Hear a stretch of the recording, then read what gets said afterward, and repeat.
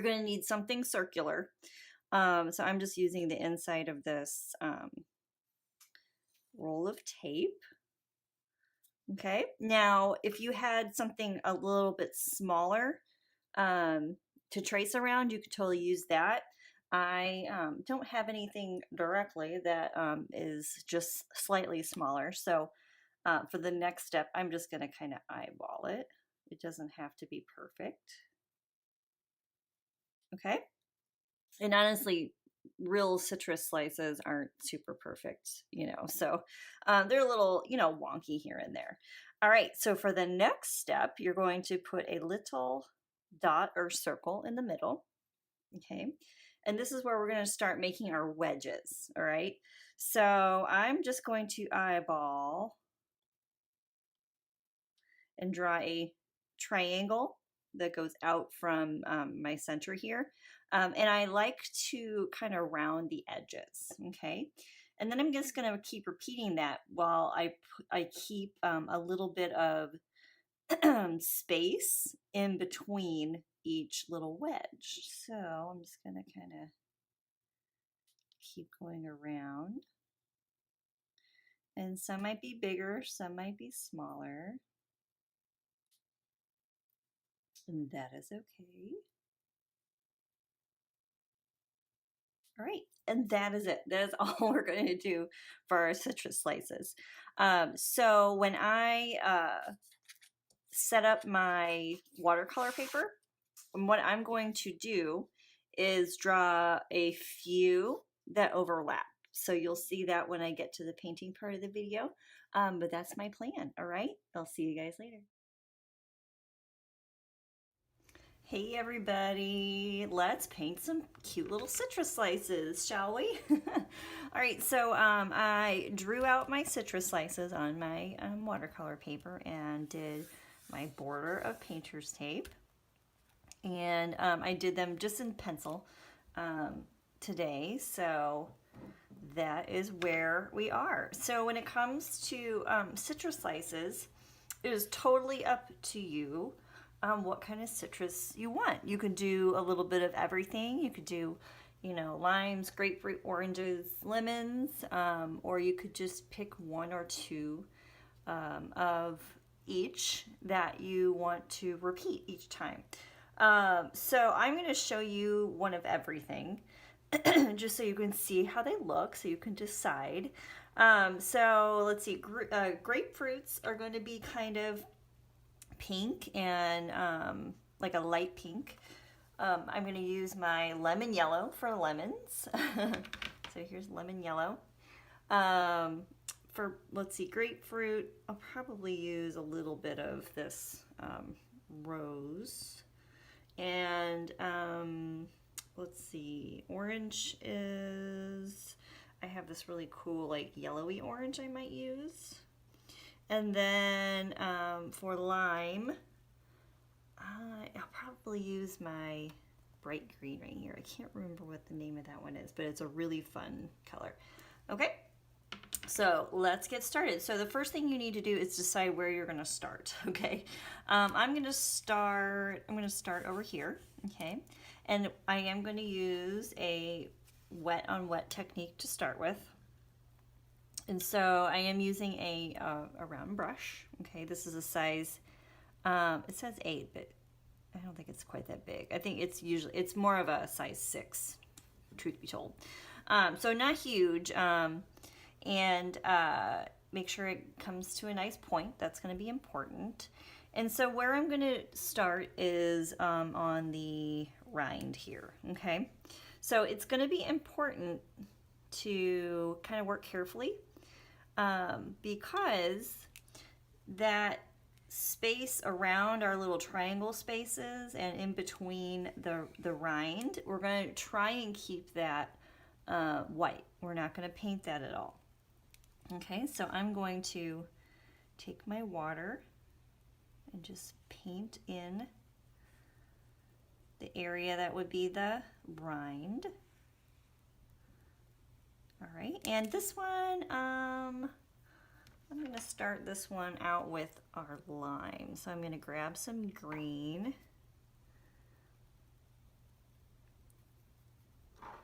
my puddle. Okay, and I'm going to just, first of all, dab my paintbrush to make sure I don't have too much, and then put in my green. I think that's a perfect lime color. Yay. And we're going to do this in layers, so if it's not as bright green as you like, that's okay. We can always go back in and add more. But if you are in the moment and you want to add a little bit more paint to your wet area, that's okay too. Okay. All right, now we're just going to repeat that for each of the triangles here. So I'm going to wet inside my triangles, probably do all of them at one time. It doesn't take long.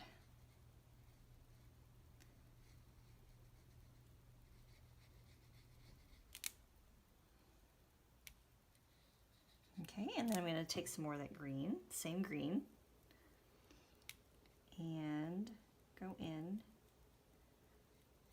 and put in my paint. If there are some areas that look a little darker, that's okay. That's going to make it look really cool. So don't feel like you have to like make it all uniform.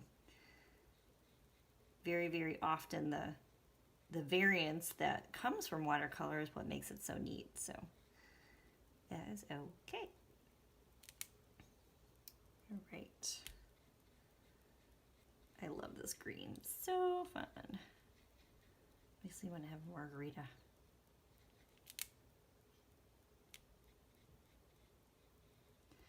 And as we've done before, we're going to be working in layers. So this is our first layer. And so once I have this layer completed, we'll move on to our next piece of citrus. Okay, so I'm going to let that be, let that dry. Okay, now I need to pick another slice to work on. I'm not going to pick this one, oops, because I want this to be able to dry, and I don't necessarily want that running into my next slice. You totally could. I know that there are definitely artists that let, different things, blend in with others, and that really does look cool. So if you want to try that out, go for it. But I'm going to go over here to, let's do this little guy. Okay, I'm going to wet the rind.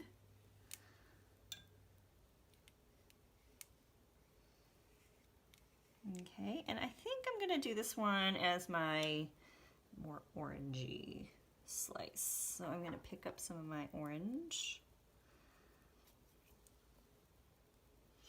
and carefully place it where I put the water.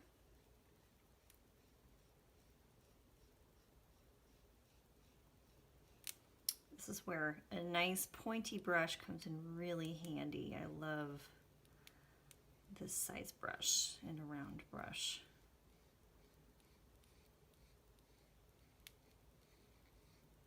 They are super handy. Okay, so now I'm going to clean off my brush so I can get some clean water and put that in each of my wedges. This is that wet on wet technique that I've talked to you guys about. I just really like using wet on wet, especially for the first layer, because I find it just gives the paint a place to go. It gives it a home. And it doesn't look quite so harsh on the paper. It really softens it out.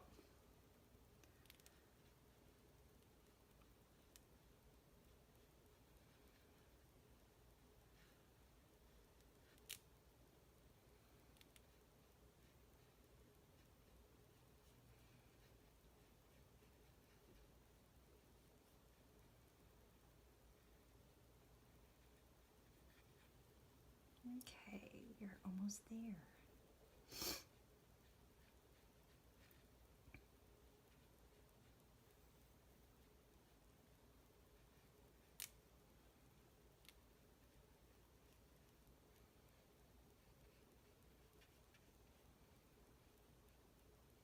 Okay, so what I'm going to do is I'm just going to repeat that for the rest of my slices, and then I will come back and show you guys how to do our second layer.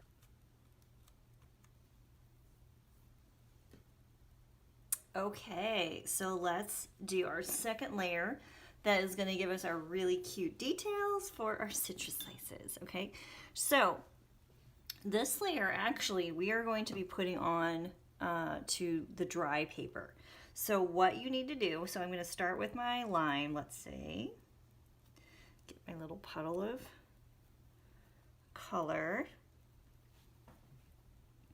Okay, I'm going to dab off my brush to make sure I don't have too much. And I am going to start, let's put this out of the way. I'm going to start in the middle of my lime, okay? And so what I like to do for these is give them a little bit of detail towards the center and the sides, okay? See how I just went kind of up, up, up and did that? Kind of take a few lines from the center and go out. And just let the paint, puddle where it wants to.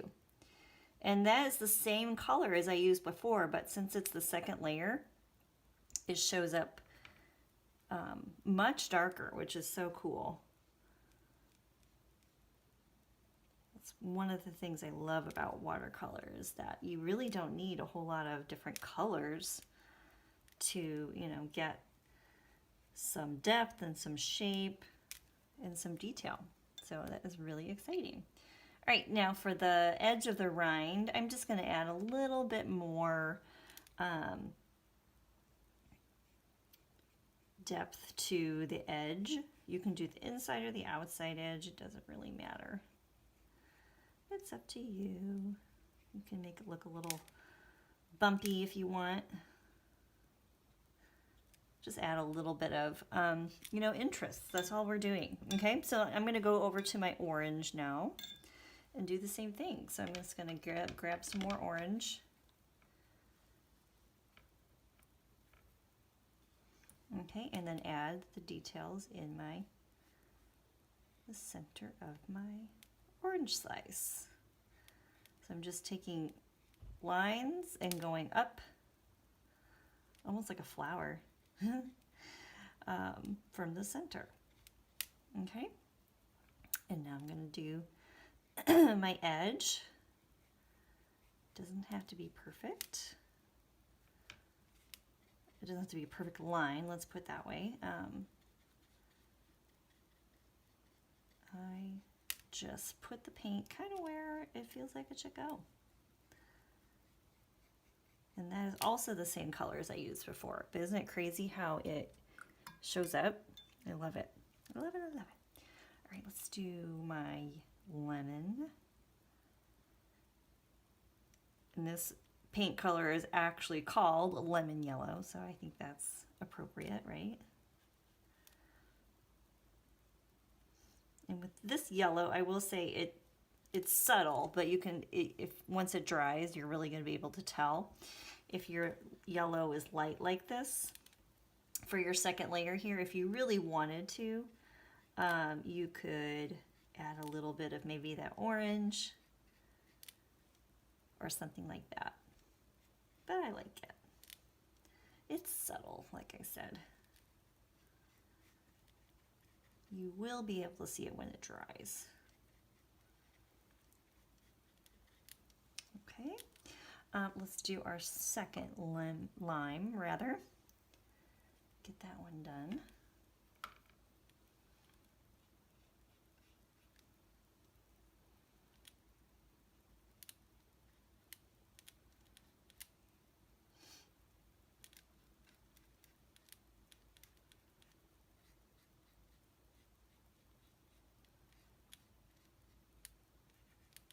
There we go. All right, and now we're going to do my grapefruit.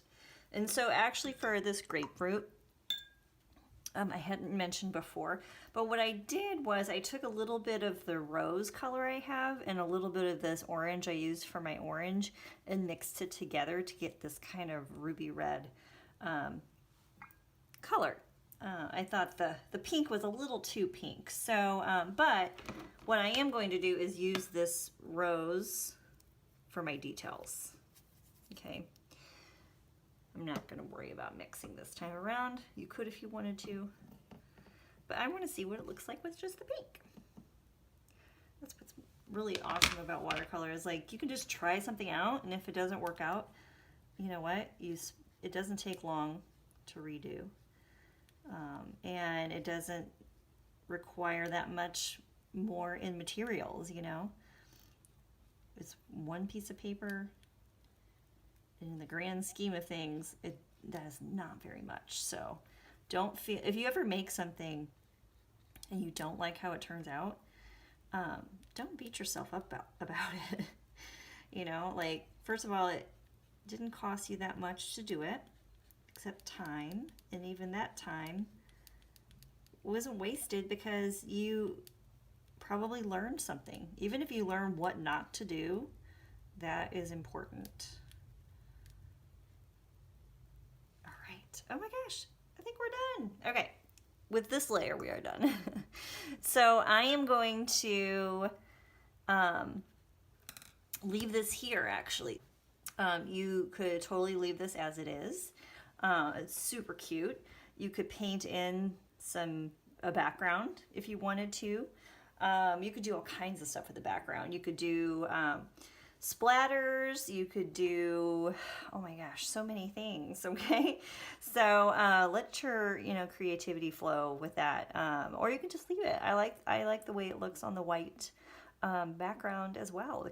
It's cool because it's the same white that's inside our citrus slices. So it's totally up to you. That's one fun thing about watercolor as well. There's like so many options. It's almost overwhelming what you could do to finish your project. So I had so much fun painting with you today, and I can't wait for our next video.